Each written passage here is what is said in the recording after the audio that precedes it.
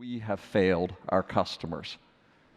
More and more of humanity, of industry, of business, society, personal information, all of the things that we do are coming online, and we have not met up to the expectations of our customers. They're spending more in security, and we're having an increased rate of breaches. It is fundamentally wrong. The security industry has gotten so focused on security threats, and that this, in fact, is one of our greatest weaknesses, that the threat of security and this hyper-focus on addressing those threats has prevented us from really building a much more cybersecurity capability.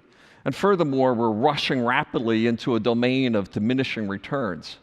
And by comparison, we believe we need to fundamentally be reducing the attack surface as opposed to chasing after the latest threat. As Ben Franklin said, an ounce of prevention is worth a pound of cure. Third observation, your most important security product won't be a security product in the future. And I'd imagine, just think about this for a second. How many of you, if you were a human system, a biological system, right, do you carry around your respirator, your dialysis machine, you put yourself in a bubble to prevent viruses? No, it's built in, right? It's part of the system, and you only go to the respirator or dialysis when an emergency. All of the security systems need to be built. We are refactoring and reconsidering this basic notion of a firewall. And we all understand a firewall, largely around north-south traffic, right at the edge, right, of your environment. But in today's multi-cloud, microservice world, there ain't no edge.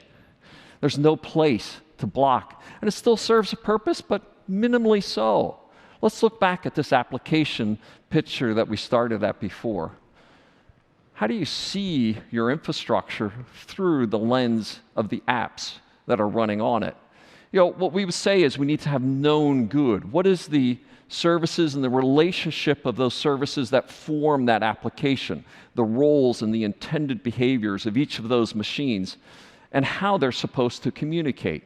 We would then say, by that understanding, right, what are the core things that are supposed to be happening, rather than the 50 million that aren't supposed to be happening. And when we understand those good behaviors, enforce known good, and do it at the networking level, how they're communicating with each other, as well as at the application level. And if we do it at those two levels, and we have those working with each other, we believe we've cracked the problem in a fundamental way.